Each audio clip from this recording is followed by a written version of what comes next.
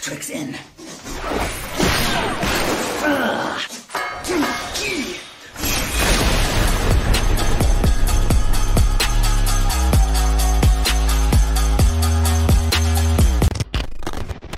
Alright, how's it going everybody? Welcome in. This is going to be the DSR Phase 3 guide with Nidstinien showing up.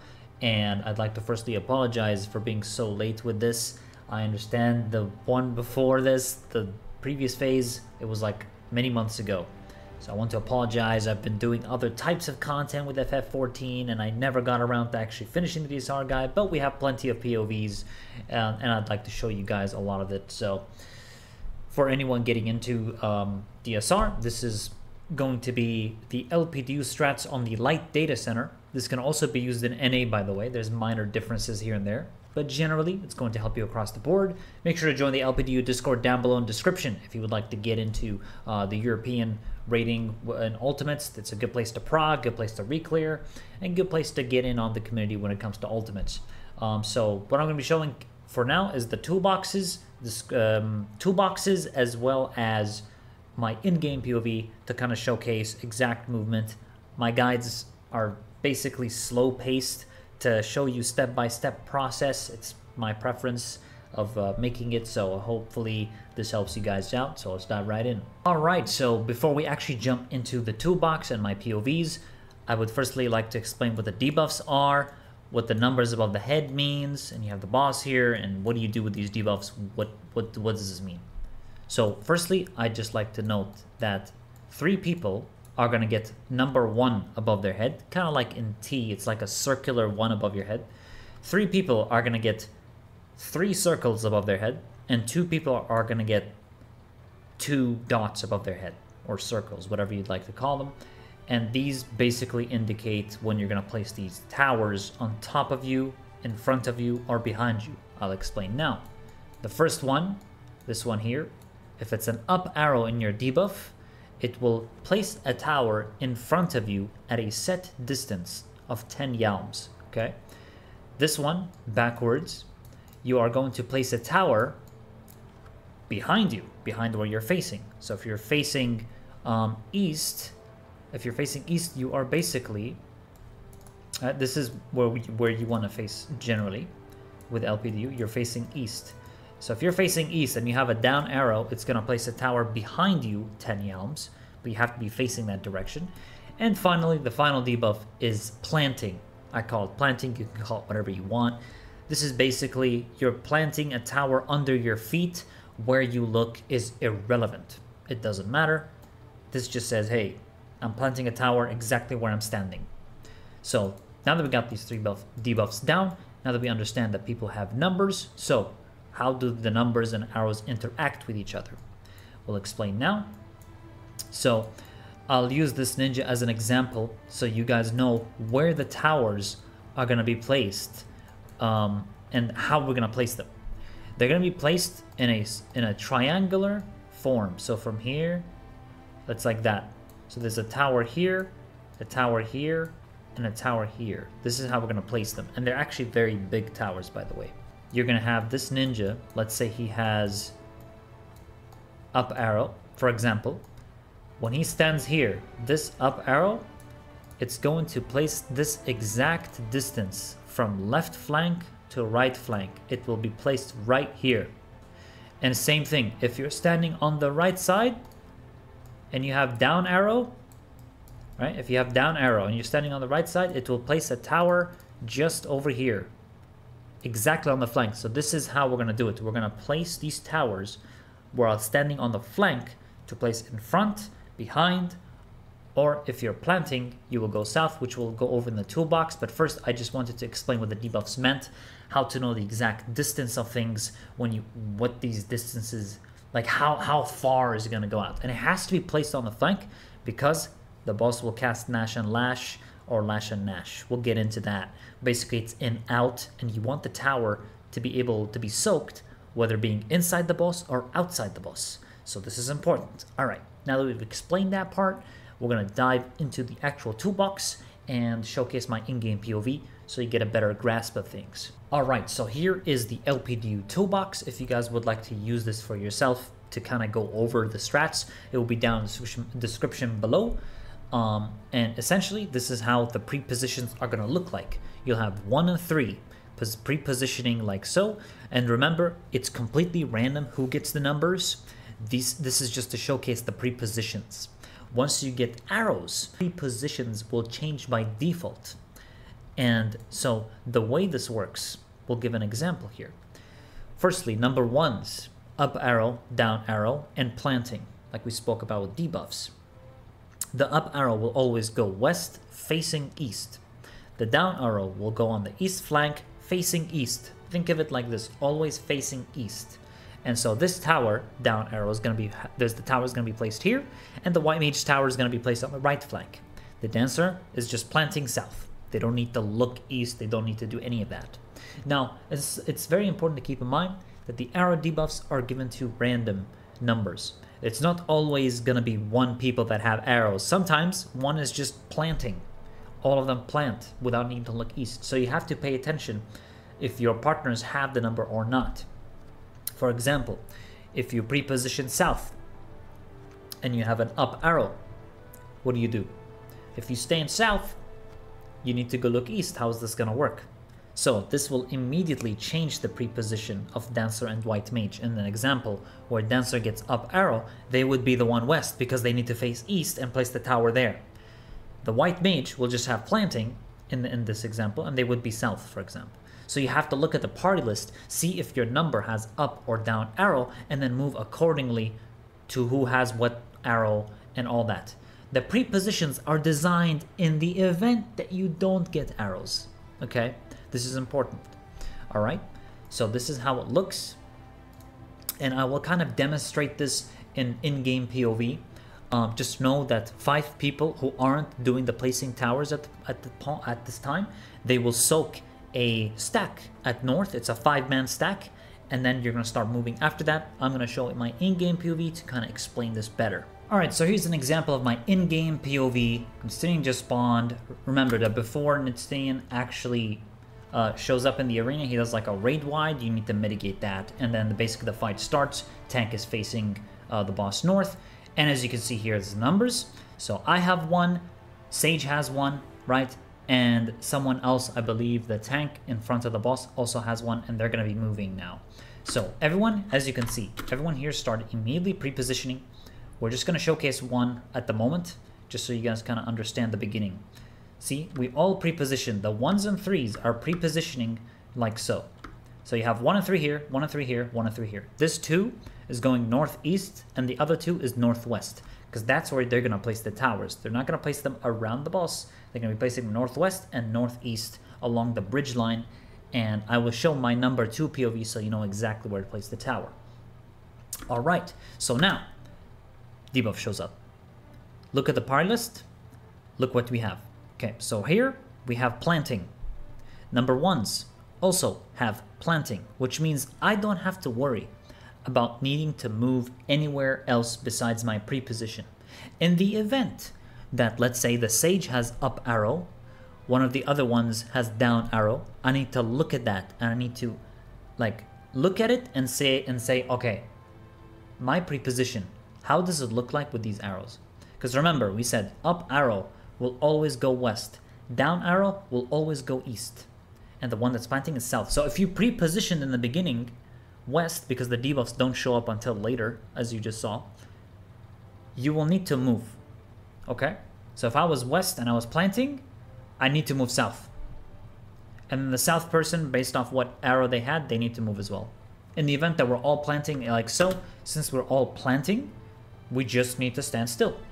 The 3s, later on, because they place their tower, as you can see, it's a 29-second left on this at the moment, they will need to place later, okay? So here we go. First cast is Nash and Lash. Nash means out, Lash means in. Basically, the exact, if you want exactly, it's basically the size of his hitbox when it's Nash. So how far you need to go out is just max melee is enough. As long as you're outside this ring, you're good to go, and that's your out. And obviously in is just go inside the hitbox. So it could be Lash first and then Nash next. So pay attention to the cast bar, see what word is first, and that's going to be the thing that's going to happen. So in this example, it's Nash first and then Lash. And as you can see, debuffs take it down, 2, 1, boom. Tower, you get hit by this dive, it places the tower. So right now, when the debuff ran out, and that person's looking east and the other person's looking east, at this point the towers are planted, but they do not appear until later. So right now, you got hit by the dive, the tower will show up later. That needs to be soaked after Nash and Lash finishes. So I'll show you here. So we have Nash coming out, okay? Here's the Nash, it just went out, it doesn't go off immediately. See how long it took? Because when the boss casts Nash and Lash, the first thing that happens is a 5-man stack at north. So if you're not number 1 at that point, you want to make sure that you're north and you take the 5-man stack. So now, as you saw, when the Nash happened, the towers immediately started showing up. See? This is the person east facing, he placed it here, and the person that facing west is facing it over there. So that there's a tower there, you'll see here. As you can see, tower here, tower here, tower here. And then, because we just did Nash, the next one is Lash. Lash is in. The best way to remember Nash and Lash, by the way, is the way I personally do it is the word Lash, I say it in my head because it starts with a letter L, let myself in, like that. If it's Nash, because it starts with G, you can just say it means get the fuck out. It's my way of making it work. You can make it however way you want works, but whatever works for you. But for me, this is how I remember every time. So here we go. Lash just went off. Now, 2 towers are being placed on my left and right. This is exactly where the 2 towers are going to place. Remember, this is the ordering of towers. Number 1, number 2, number 3. Okay? So, number 3 during this time, they are soaking those towers that number 1's placed. Okay? So this is how it's going to look. Now, number 2 placed towers. 3s are soaking towers, and they're gonna bait Kugel, which is a line AoE that kind of shoots out. Number 3s have to bait it. How do you bait it? You have to stand next to Nidstinien, or sorry, the clones of Nidstinien, and as you stand next to it, there will be in the enemy list, and I apologize, my face cam is currently covering it. I will just make sure I remove it so you guys can 100% see this. And my chat box is in the way, so I apologize. Kugel. When the cast of Kugel starts, this is the time that the line AoE is baited and it's fixed. It will not do anything else. See? As soon as Kugel showed up, and the person that's closest to that clone, he's baiting it. As soon as that Kugel showed up, you can go out of the way. You're fine. So essentially, that's how it's going to be. 3s are going to be baiting it first. And 2s are placing towers. Alright, so now that we got the basic idea of the start, I'm going to showcase the toolbox. So here we go, here's the toolbox, and this is exactly what we just showed on the in-game POV. You have the arrows, alright. Now, the 3s, time for them to soak the tower of number 1s, alright, and do their Nash and Lash, whatever it is that needs to be done. And remember, up arrow takes priority west, down arrow takes priority east. Planting is south, all right? And then you have the 5 people on top. They will be taking the stack north, but 2 towers need to be placed as we showed in the POV. And this picture here exactly shows where to stand if you're number 2. There's the bridge line right here. This bridge line, this is exactly where you're going to place that tower as number 2. And remember, the same rule applies. If you have arrow and you're number 2, you're facing east. Remember, if you have up or down arrow, up arrows always go west and then you're looking towards east. Down arrow, you go east and you're looking east. You're looking at that position. All right? And so basically, here's an example when it's up and down arrow, and that's where it's going to be placed. Kugel baits look like this. So number 3s have finished soaking the number 1's towers. Alright? And it goes off here. Now, the number 1s that were initially, you know how we said number 1s in the beginning, they placed the towers? Now, the west and east number 1s, they will be soaking the number 2's towers that were placed northwest and northeast. So here, 2's place tower, 1's will soak those towers as such, and they will also have to bait Gereskugel. And during this time, the numbers 3's are getting ready to place their own towers. So, number 1, okay, number 1's, they soak towers, they bait Gereskugel away from north side, because north side is the 5-man stack. Now, this is not a 5-man stack right now, but as soon as the Gereskugel cast bar shows up, which means that position is now locked in, and it will shoot out that line AoE. Number 1's now need to go immediately north for the Nash and Lash 5-man stack. Remember, Nash and Lash or Lash and Nash. It will do a 5-man stack first at north, and then it will do in or out. So don't be confused by that. This is something that's going to be a common mistake. You'll think, oh, Nash and Lash, I need to be out immediately. It doesn't need to be immediately out. 5-man stack happens first. So as you can see, immediately 1's go in for the stack, number 3's place their towers. Just like so, the bait is done. Once the 3's once the 3's place their towers, the number 2's that were west and east will soak number 3's towers. But remember how we said number 1 west and east, they soak number 2's towers? There's still one more number 1 that we didn't take into account for. The number 1 that was at south. And I will showcase this in my in-game POV where they actually go and how the movement is. But essentially, they're going to go they're going to go south where they initially pre-positioned, and they're going to take that south tower over here that was placed. And of course, after 2's and 1 south soaks, there's going to be a line, AoE being baited, that's Gereskugel. And this is the beginning, basically. This is a big majority of the phase explained here. Now I'm going to be showcasing every number POV, their exact movement. Okay, so I'm going back to number 1 here to kind of re-explain number 1 POV. Now that we've got the basic fundamental idea, here's my number 1. As you can see, I am number 1 positioning south. Pre-position south means I will later be soaking number 3's towers that place at south. Alright. So now, as number 1, I'm staying, look where I'm standing. See, this is the flank. Our sage is standing on this flank. We have the warrior standing on this flank. They're gonna stand here. We don't have to look anywhere because we're planting, but this is every time we're gonna place these towers as 1 and 3.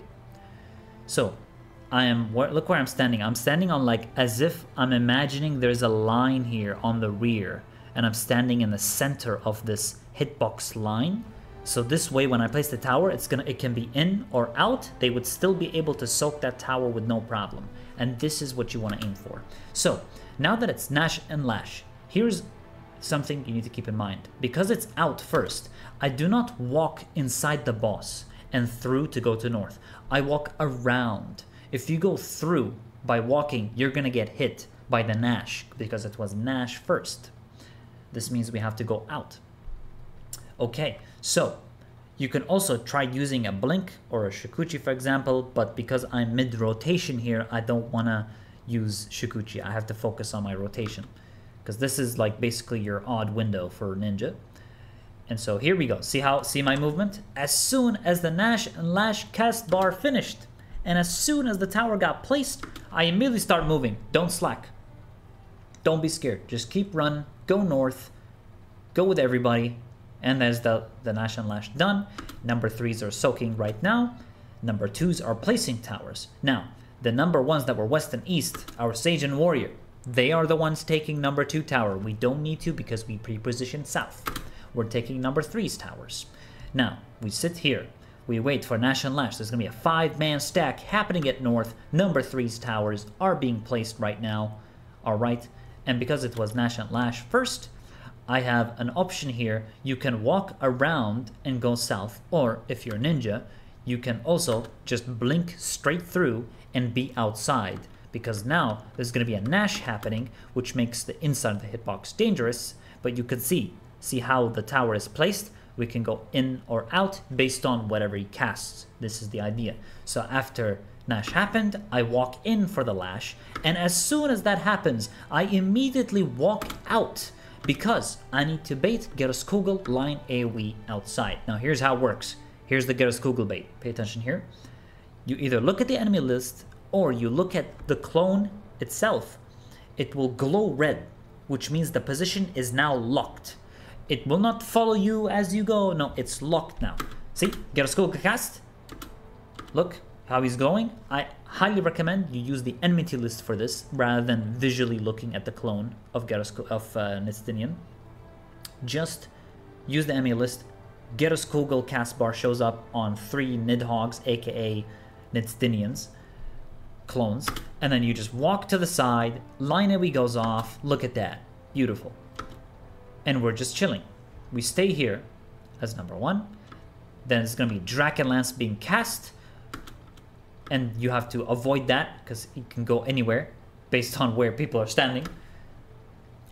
And then I'll explain this afterwards, but this is the number 1 POV. Number 2 POV. As you can see, our pre-positions are just like so.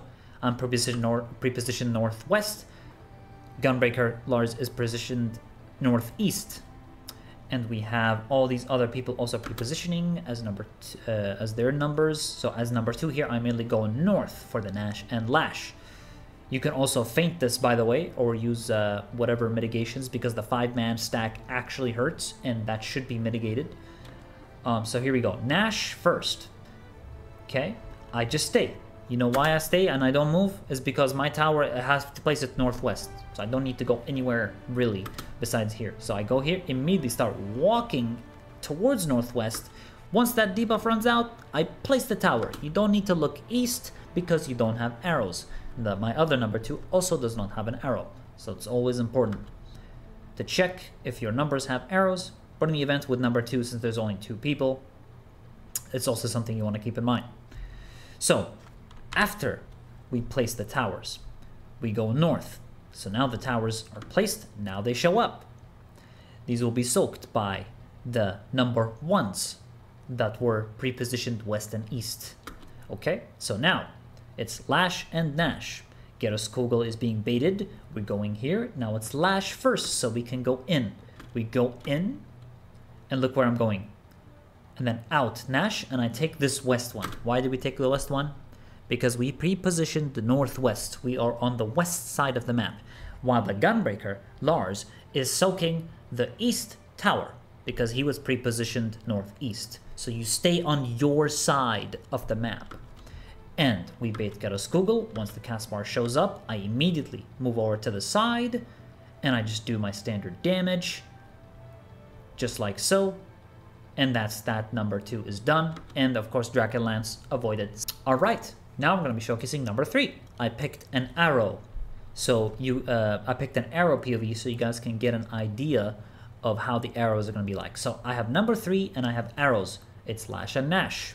I immediately go north. Lash and Nash is going to happen now. Lash is in, so I go in. And because I pre-positioned west, here's the thing. The pre-position here doesn't actually matter anymore, because the towers, the arrows decided your positions for you. So in the event, I'm just going to explain this again because I need to emphasize how important this is. In the event that I didn't pre-position west, let's say I pre-positioned south and I had up arrow, my position will immediately be changed by default. The arrows decide the positions for you. Remember this. This is huge. So in this example, Summoner is at south, right? Summoner pre-positioned south, and the Summoner has a down arrow. Does the Summoner stay south? Nope. He goes east flank and he looks east, while the other number 3 is planting, so they're gonna go south. Pre-positions here no longer apply. The pre-positions are just there in the event that everyone gets planting, so people know where they need to go.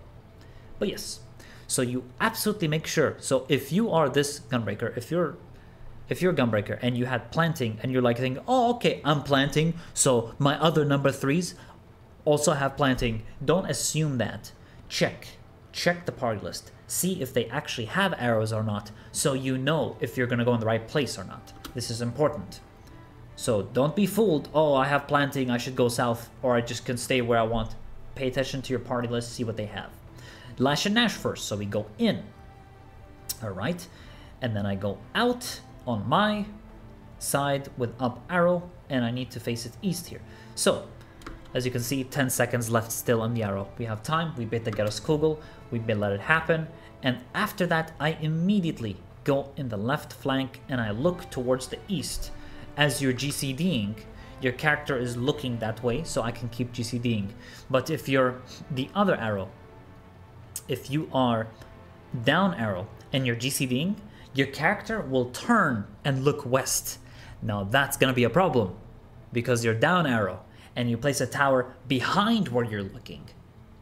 So you have to make sure that you do not greed a GCD when you're down arrow, because otherwise you're gonna place the tower all the way to C marker, which is all the way to the east of the map, which is so far away for anyone to soak, and you have to consider Nash and Lash, because it could be in or out, and if it's so far out and you soak it, well, then you're gonna get hit by Nash. So as soon as we place the tower, as you can see here, once we place the tower, it's Lash and Nash, so I just go inside the hitbox towards the northern side of the map, let the Nash happen. Here's the Lash, I meant Lash, sorry.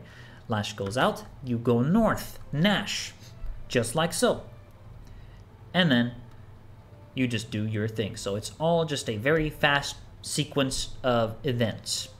And then it's Drachenlance, once again, here it is, and that's it. Now we're gonna be talking about the next section of this through the toolbox, and I'll showcase my POV as well. All right, so after this Drachenlance right here, now you're gonna have these positions that you wanna get firstly. M1 and H1 are gonna go northwest. M2, H2 are gonna go southeast. Main tank and R1 are northeast. Off tank, range 2 are gonna be southwest. It's basically your partner from when you did the meteors with Thordan. Same partners, essentially. So this is your pre-position. There's gonna be towers spawning in these locations, okay? And if you are a ranged DPS or a healer, you anchor your position. You do not have to flex, you do not have to move anywhere. Essentially, these towers are gonna have pillars on them, and these pillars will indicate how many people need to soak something. Here's the rule. With melees and tanks, since they are the only ones who are flexing and moving, they're the ones who will have to fill in those spots. So how do you do this in the most reasonable way and the fastest way that's very consistent? Simple. Let's say I am the ninja, okay? The first thing I'm gonna do as priority number 1 is look clockwise of my current tower, and then anti-clockwise as priority number 2, and then across. What does this mean? Okay, let's say there is 1 pillar or 2 pillars, okay? 1 or 2 pillars, it doesn't matter how many. If there's 1 or 2 pillars on my clockwise, and remember, I'm ninja here, I will not go to that tower because there's already 2 people there. Why would I go? They don't need me. So, okay, so we leave that out of the way. They don't need us. Okay, next priority, priority number 2, anti-clockwise. How does this tower look like? Do they have 1 pillar or 2 pillars? Okay, if they have 1 or 2 pillars, it means I will also ignore this one. This will leave the only one which is straight across me, so towards the northwest tower. This one will have the slots for me to go. You will immediately just go there. You don't need to count, oh, how many are there. It doesn't matter anymore because you just checked clockwise and anti-clockwise of you, and you saw that they only had 1 or 2 pillars. They don't need you there, so of course they will need you over there. But something to keep in mind is your own tower. If there is only 1 pillar on southeast tower, you need to move because they can only be soaked by 1 person. If there is 2, you will stay. This is the idea. If there's 2 pillars or more, you will stay in your tower. If there's 1, you will move because they don't need you. So look for someone else that needs you. This is the rule of thumb. And in this example, it resolved in this way. And as you can see, the healers and range, they don't need to move. when the healers in range soak the towers, they need to bait Geraskugal. And baiting it outwards, like towards southwest, if let's say you're RDM, you're baiting Geraskugal towards the southwest. Kind of like an X shape, but outwards. So this is how you're going to bait, and I will also showcase the example for this. Just remember that one of these towers is going to have a tether, and the tank needs to take that tether.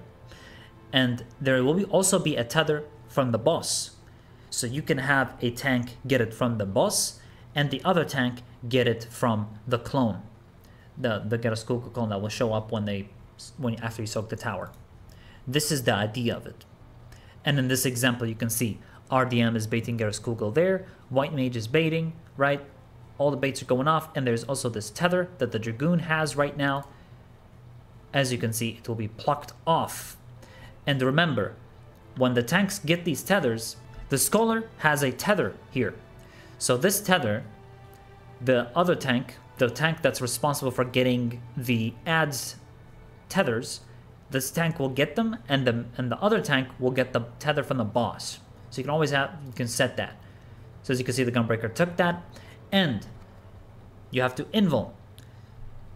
So in this example, the Gunbreaker goes here, and he can actually stay on the ad and invuln.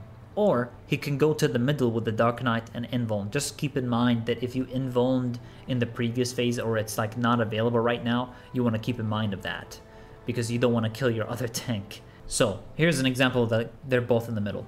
So if Thordan was invulned, make sure you don't stack the tethers. The main tank takes boss tether mid, and the off tank invulns the ad tether on top of their ad, essentially. This is the alternative method. But obviously, if both tanks have invuln, they could just go to the middle and they both invuln, and it's fine. I'm going to be showcasing the POV of this so it's more clear. So here we go. Alright, so here we go. This is going to be the Drachenlance coming up, and now the towers are going to spawn. Everyone's going to their pre-positions. My pre-position is southeast because I'm melee 2. As you can see, we have 4 pillars here. I have no reason to move, so I will just stay in my position. Warrior, in this example, Yama Graves has to go clockwise. He will go here and fill that spot. So as you can see, Yama Graves runs there, and you also have Dragoon who's running here. Imagine this in Dragoon's POV. He looked clockwise, there's 1 pillar. He looked anti-clockwise, there's 2 pillars. So, following that number of priority, clockwise is first priority, anti-clockwise second priority, last priority is across. You have to make sure of how many pillars there are, and then you move. So Dragoon and Warrior come here, they soak, and then immediately, as you can see, I move to a Cardinal here immediately to make it easy for the tank to get the tethers. You do not want to be next to this clone, because it is not your responsibility as a melee or a tank to get Geraskugal baited. It's the ranged and the healer's jobs to do that. There is 1 clone that's going to have a tether. This one cannot be baited. You can't bait Geraskugal in this example. It's a tether. So as you can see, I will showcase and I'll pause exactly when those go out. You can see these line AoEs came from 3 clones, but not this one because it has a tether. This is the tether ad that we talked about. The tank has to get this. And then the other tank gets the one from the boss, and then they stack up. Just remember, stay in a Cardinal. If you are a melee DPS, just go on a Cardinal. It's fine. So in this example, I just go on the Cardinal, I do damage, I don't get in the way of my healers. After this, by the way, you go north, and the tank will be facing the boss south. So this is how it's going to go, because Drachenlance will be used south here, and then you can have everyone just be north and do damage, essentially, after this whole mechanic resolves. Okay, I'm going to be showcasing a different view of this, just to show you as many POVs of this as possible. Alright, so here's another example POV where I have only 1 pillar. Look at this.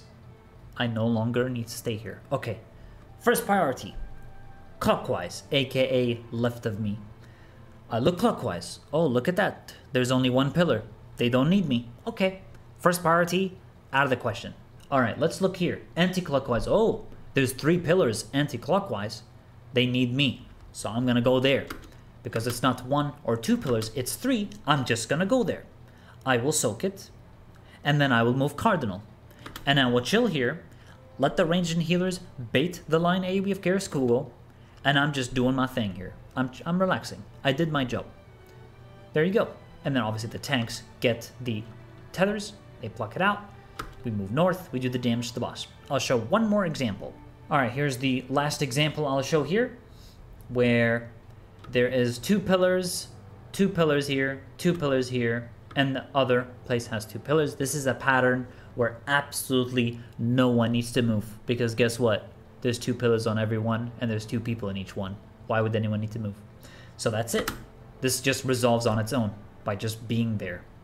So keep in mind that you just need to follow this simple priority of looking clockwise, then anti-clockwise, then across. Let's say, for example, hypothetically speaking, there's 3 pillars clockwise and 3 pillars anti-clockwise of you. As an example, the first thing in your head should be, I'm gonna go to the clockwise one first, because it's my first priority. You always go to your first priority, every time. So as long as you follow this priority, you'll find this mechanic to be quite simple. You just need to pay attention to the other towers and move accordingly, and that's pretty much that phase. And of course, the final Drachenlance, which will always be pointed south, you can just avoid that simply by being north. It's no big deal. Just do your thing at north, and then at that point the boss will enrage, and then you just kill the boss. And that's pretty much it. Just know that there's also, like, that last part here is your even window, so you are going to be bursting, and you are going to be using pot, and just to push through that enrage. And that is pretty much the entirety of Nidhogg's, the Nidhogg phase. Alright, so for this last section of the video, I'm going to go over just a standard POV that I did, and I'm going to be quizzing you. It's going to be like a quiz. I'll ask questions and I'll let you answer, and then I'll explain what the answer actually is. Just if you've been following along, this will maybe help you through. So here we go. Nidstinien showed up. We're doing DPS, and I am number 3. I go pre-position east. You don't want same numbers on one side. Okay, I have up arrow, and I am number 3. At this point in time, where should I go? I'll let you answer. If you said, I need to go west, you're right. But right now, where do I need to go? As a number 3, am I currently placing a tower? Is it my job to currently place a tower? Do I need to indicate to my other teammates what my pre-position is at this stage? I already moved and pre-positioned east. Do I need to pre-position again? The answer would be no. You do not need to pre-position again, because the arrows have told the rest of your number 3s where your position is by default. So because I have an up arrow, they already know where I'm going. Immediately go north. No pre-positioning needed. They know if they didn't pay attention to the priority list, it's on them. It's time to do the mechanic. So focus on the mechanic. Gnash and Lash first. I immediately go to my pre-position, which is already predetermined because I have an up arrow. I go in. I soak. Alright, quiz. When do I begin moving? What do I do here? At what point is it safe to get away from the clone? If you answered when the Garrus Kugel cast bar shows up, you would be right. As soon as the Garrus Kugel cast bar shows up in the enemy tier list, I immediately dodge towards the southwest, and I go, it's now time for Lash and Gnash. And I'm looking east here because I have an up arrow. After I place the arrow, where should I go? What's the first thing I should do here? Slash and Gnash. What did we say Lash was? Lash is in. So immediately we go in and then out towards north with the rest of the team. Let the Gnash and Lash go off. And there it goes. These people bait. Drachenlance happens, and I am M2. Now we're going to showcase this here. Alright. What should I do in this point in time? What should be my course of action? If you said that I should stay, you would be right, because there are 4 pillars. If you didn't say that, you'd be wrong. There's no reason for us to move. There's 1 pillar on clockwise of us. There's 2 pillars anti-clockwise of us. It doesn't matter. the first thing we look at is our tower. If there's more than 2 towers, we remain. If there's 1 pillar, we have to move. But because there's more than 2 pillars, we just stay, and the other people have to move. So there we go. After this, what do I do? After I soak the tower, what is my course of action? If you said move to a cardinal, you would be right. Immediately move to a cardinal, and we do not get in the way of the healers and ranged baiting. The tanks grab their tether, add, and the tether of the boss, and they invuln in the middle. After that, we go north, just like so. And then we unleash the damage. There's going to be a Drachenlance happening right now. And pretty much that's the end of that. That's for quiz number 1. You've got it down. And I just want to do this little fun thing to help you kind of question whether you fully understand everything. Hopefully this lined it down for you. And that's it. That's the phase. The next one will be eyes. And thank you so much, guys, for watching this video. I hope it's helped out. This is my approach to making guides. Generally speaking, I like to take things very slow. So yes, it's a pretty long guide.